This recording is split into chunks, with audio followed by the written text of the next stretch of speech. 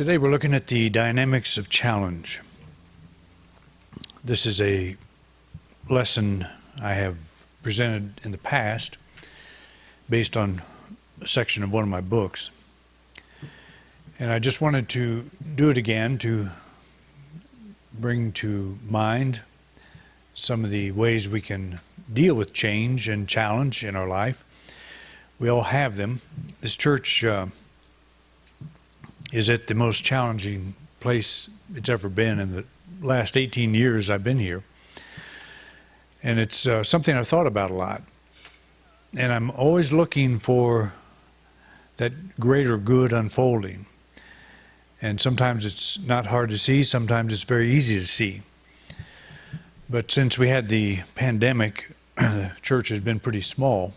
We've been struggling with a lot of different aspects of it. We closed down for several months, didn't even meet here at all, and as you know. But so you have to try to put all that in perspective, and what is the purpose of some of this stuff that we go through, some of the changes we go through. I was thinking this morning that a good way to kind of lay a foundation or groundwork for how to think of this whole thing is each one of us is a soul, an unlimited spiritual being that is not really subject to the limitations that we experience on this planet and experience from a body. But as a soul, we stepped into this material realm. And in order to function properly, in order to function at all at the material plane, to communicate, to do whatever it is we want to do, we needed the hardware and we needed the software. And in order to do that, just like if you want to use email, you have to have a certain kind of hardware and you have to have a certain kind of software to be able to enter that realm of electronic communication. Well, our hardware obviously is our body, our brain, you know, all the stuff that's buzzing around in there. And the software is our consciousness. It's our ability to form ideas, to use our imagination, our faith, our just ability to create a life. Sort of like being dropped in a sandbox, you know, as a kid. There's a few toys in there to play with and we figure out what we're going to do. But we stepped upon this planet as a soul that has taken on a body and a consciousness software that allows us to interact with this physical dimension. If we didn't have that, we would not be able to communicate with other people in similar situation, people in bodies. Otherwise, the soul doesn't need that software and it doesn't need that hardware. The only reason we have it is because we have stepped into the material plane. So if you think of it that way, what we have done is we have so identified with the software and the hardware that we have sort of lost touch with that deeper self that we are, the soul. And you can call it whatever you want. I prefer the soul. But we tend to forget that we are attached to something much bigger, that we are something much bigger, not attached to it. We are something much bigger. We are spiritual beings expressing through a body, and we've got this software running that is our consciousness, our perception, our understanding of our surroundings. It's a very powerful and important tool to have, that ability to form consciousness, to create ideas or to form ideas, and to respond and to create and to be in this big sandbox and try to have the best time we can. So when a challenge comes up, when we're confronted with a challenge, we often do it from the level of our software and hardware. from our consciousness, from our,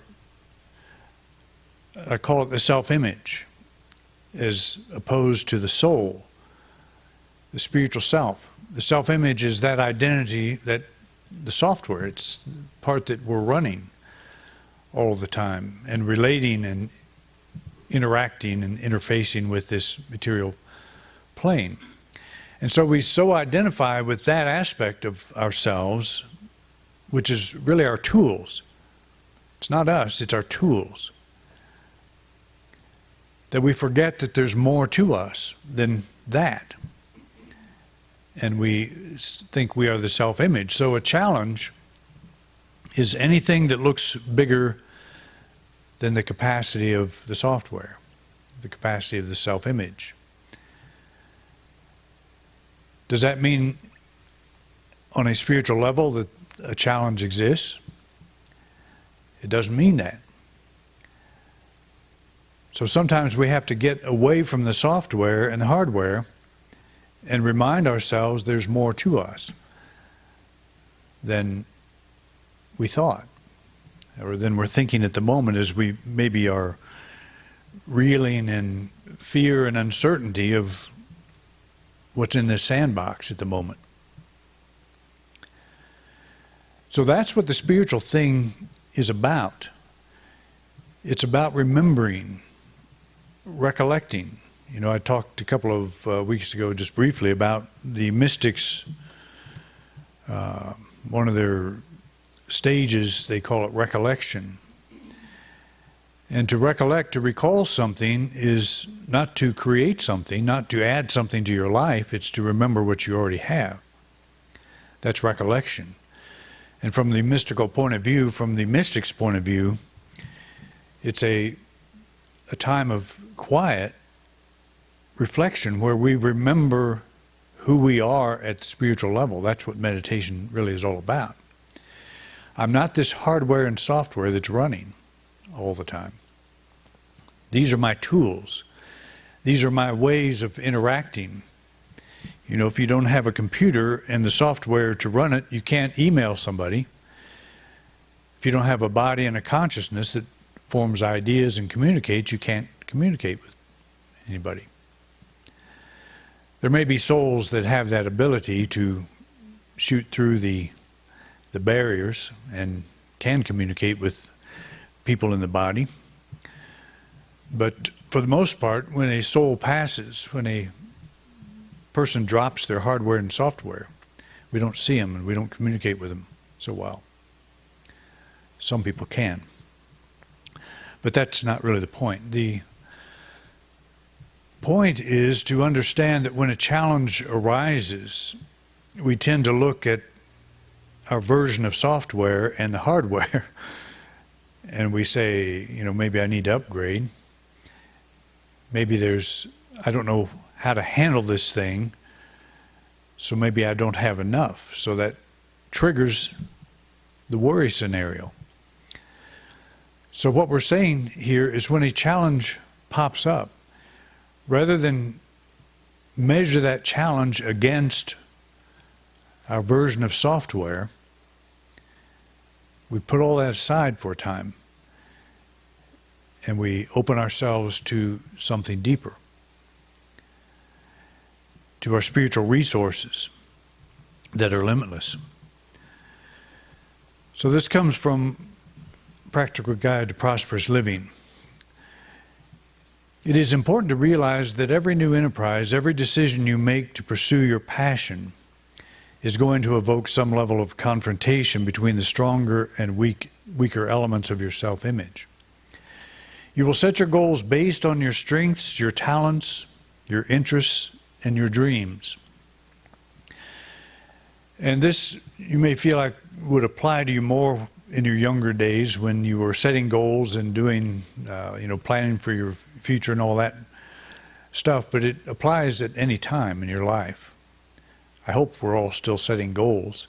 If nothing else, I just hope to get out of bed. You know, that's a pretty good goal. I wouldn't be here. So it's but anytime you make a decision to do something beyond the norm. Let's just put it that way, beyond your normal way of thinking of yourself. You want to accomplish something new, that you do that based on your aspirations, on your strengths. In the process of manifesting them, however, you will encounter challenges that will summon all of your weaknesses as well. So when we had the opportunity to sell this building, you know, one side of me was very excited by that because I know what it takes to run it. I know what it costs. I know what where all the cracks are. I know what is falling apart and what's being held together with duct tape and baling wire. It's actually in pretty good shape overall. I'm just kind of being facetious. But there's an exciting thing, and then there's this other side that pops up. Well, what if we don't find the right place? You know, all these questions will come up. So all of the fears, the ability to be afraid comes up. The thinking about what I don't have, what I don't know. And so the excitement passes, and then all of these other questions come. So let's start this again. In the process of manifesting them, however, you will encounter challenges that will summon all of your weaknesses as well. Self-doubt, fear of failure, feelings of lack, impatience, anger, lethargy, indifference will all creep in at the most inappropriate times. Like Job, you may find yourself saying, "The thing I feared is upon me, and the thing I dreaded is now before me." Many worthy undertakings have been brought to a grinding halt by these unwelcome thieves of our creative energy. And I know that I'm not the only one in this room that has experienced these kinds of things. You start out very excited about something. I have always said this about writing a book. You know, you get an idea for a book and it's very exciting, but the problem is you got to write it. And there's a lot of challenges involved in writing a book. It just, and that's just, it's the same with everything that we do. It's always exciting to come up with the idea, but to put a plan together, to stick with something, get up every day and just keep chiseling away at doing it. You think something opens up and then it shuts down, and you know, everything you can imagine happens in a good and not so good way. And so it summons all of our negative side, in other words. And where does that reside? You know, that's what I was talking about, the software. The self-image is where the negativity resides, because we're saying, here's a thing that I don't know if I'm larger than, if I'm capable of overcoming.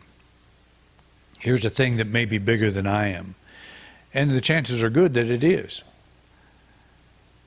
Bigger than your self-image, not bigger than your soul, not bigger than who you are at the deepest level.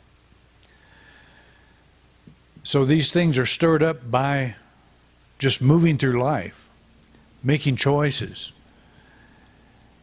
and being confronted with things that look larger than our ability to handle. And that's what we call a challenge, or a problem, or a pain, whatever you want to call it.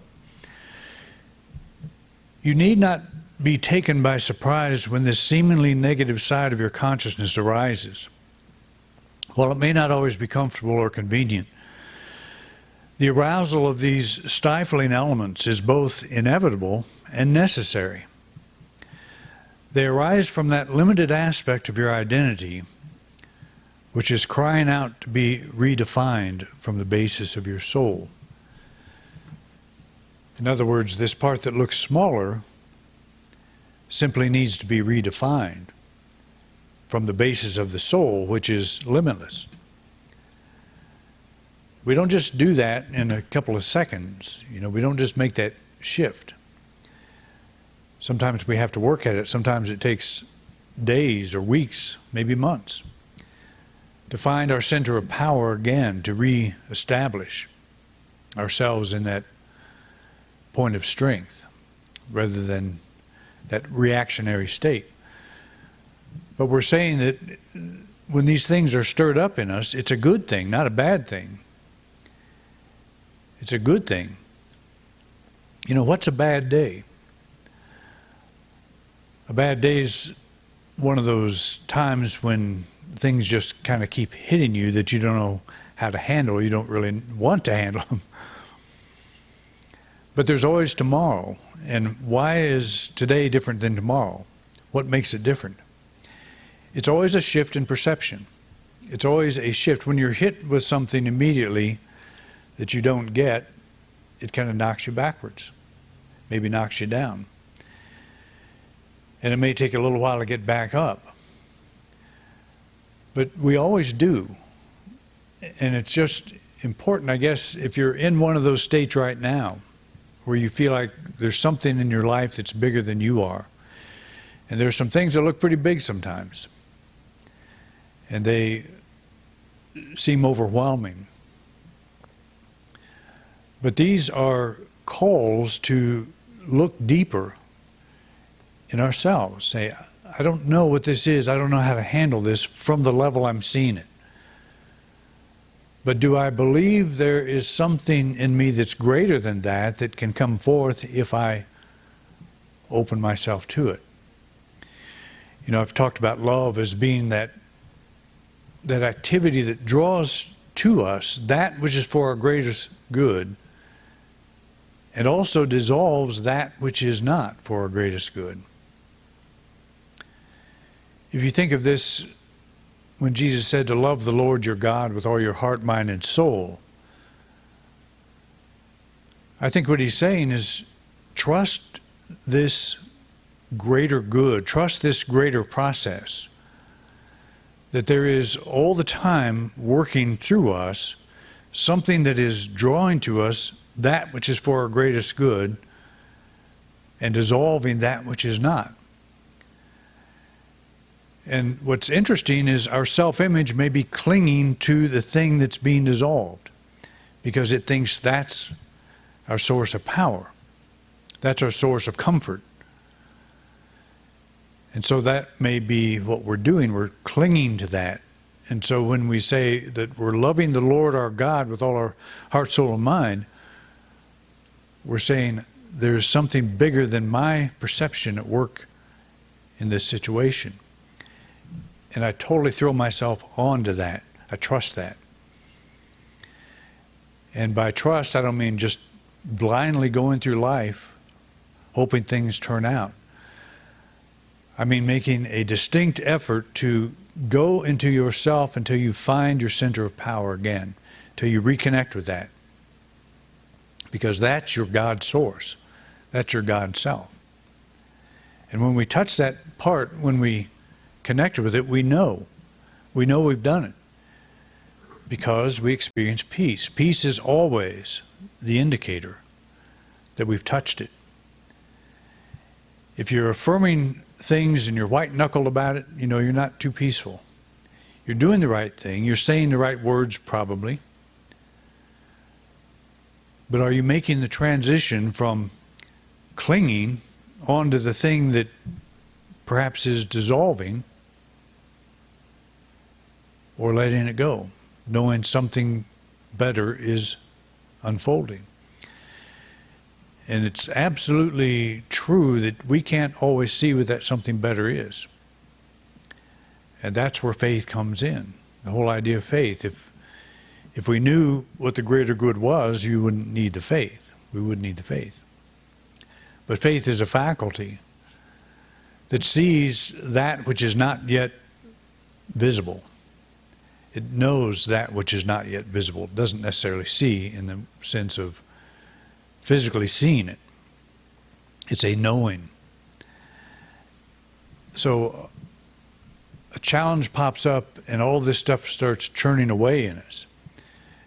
And we do our best to battle it, to overcome that condition. And sometimes to just step back and let ourselves come out, let our soul emerge a little further. And realize that which I fear, that which I'm clinging to, perhaps is dissolving for a reason. And again, that may be seem to be a very important thing, and we can't imagine how it dissolving would be a good thing. We may not know it until it's over, until it's past. Because of the discomfort or even the pain involved in dealing with them, with challenges, the temptation is to suppress these unwanted elements, these reactions that we have. But unless the things you fear most come upon you, unless they are brought to the full light of your awareness, you will never be able to trace them back to their sources and permanently release the negative influence they have on your circumstantial tendencies. That's kind of a mouthful there, but the whole thought is, if something doesn't stir up your limitations, how are you going to know they're there? How are you going to know that's where you're putting your money? That's where you're putting your faith. So when the thing that you have faith in yourself, I got to keep all this running at a certain way to be happy, to be at peace. When that's upset, when that's disturbed, then I discover instantly I'm putting my faith in something that can be taken away. And that's kind of a formula for disaster. But we all do it. And that's the important thing about a service like this. You know, we're human beings. We have this hardware called a body and software called consciousness. And it's full of ideas that don't necessarily work. And so what's happening is some of these ideas are being challenged, and we're being asked by the universe to grow up into our spiritual identity, to allow ourselves to move a little further down that spiritual path. And again, it's not an easy thing always. Learning is not necessarily an easy thing. Sometimes it's very scary. But it is, and what we're learning is not how to handle a problem. We're learning what we are. There's more to us than we thought. That's the real learning. Is I thought I was this limited being, now that limitation is being pushed to the edge. So what else am I? What other possibilities are there? That's the learning. It's learning to let go of the lesser for the greater. Let the lesser dissolve so the greater may be manifest. So the dynamics of challenge involve these things. And I said a little earlier there that we shouldn't be surprised when something good happens that stirs up all of our negative emotions. It's followed by something that doesn't look so good. That should never surprise us. In fact, we should almost expect it. That when something good happens, something will also happen to cause us to rethink where we are in our understanding, in our faith, in our perception of ourselves. And that's not a bad thing. So negative feelings are simply a reaction to an appearance. Your spiritual resources are greater than that appearance, than the appearance. That's an important thought, that your negative feelings are simply a reaction to an appearance. It's not you. Your negative reaction is not you. It's not you reacting. It's the identity you're carrying for now that's doing the reacting. But your spiritual resources, that is your soul, is greater than the appearance. That which is in you is greater than that which is in the world, from 1 John. And so it's a reminder. If you're going through something now and it feels heavy, if it feels scary, just realize it's addressing, that thing is tapping you at one level. It's tapping who you think you are at one level.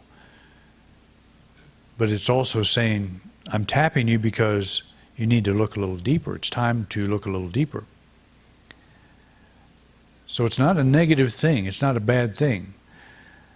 I don't particularly like learning that way, but that's usually the way I pick. It seems. I think most of us do that. I'm not just saying that to draw you all into my level of thinking, but it seems to be human characteristic. We want to establish our territory and keep it that way. Nothing changes. And when it changes, then, we call it bad, or we call it uncertain, or we call it whatever. But it's not any of those things. Do not be surprised by negative feelings that arise. Know that they come to the surface so you can acknowledge and release them. That's one thing I have noticed in my whole career as a Unity minister. Unity people think if they have a negative reaction that they're not growing, that there's something wrong with them, that they're not doing the right thing. If you're having negative reactions, it's probably because you are doing the right thing. You're moving forward in some way. And you're simply encountering a region that you've never been in. And the knee-jerk reaction is, that's bigger than me, so I can't handle it. But your training will take you beyond that. Your spiritual training takes you beyond that. I'm not the thing that's reacting. That's just what I thought I was. And so never beat yourself up for having negative emotions or negative reactions. If you insist on hanging on to them, well, you won't need to beat yourself up. That'll do it for you. But you'll let go eventually. If this spiritual thing means anything to you, and I know it does, we get beat up for a while, and then we say, I think I've had enough of that, and we move forward. But never condemn yourself for having a negative reaction.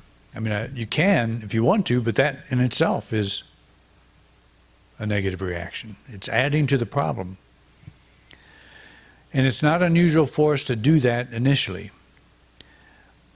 That's why we have lessons like this. Don't be surprised if you have a negative reaction. You're still here. You're still running this earthly software. So it takes some reprogramming once in a while. The third thing is, know that which is in you is greater than the appearance. Get back to your center of power. And that's why we advocate meditation. And think of that in any way you want, but it's a letting go and a recalling. A letting go and a recalling, a finding again your center of power. So you can look at this thing again, you can look at this challenge, whatever it is in front of you, from a point of strength rather than a point of weakness. That's what it amounts to. These things aren't going to go away, I don't believe. As long as we have a body and occupy this planet, this sandbox, we're going to have challenges. So on that note, I think that's enough. Just hope this gives you some perspective of, if you're involved in something that looks negative, kind of rethink it. Allow yourself to re-experience it from a different perspective. All right?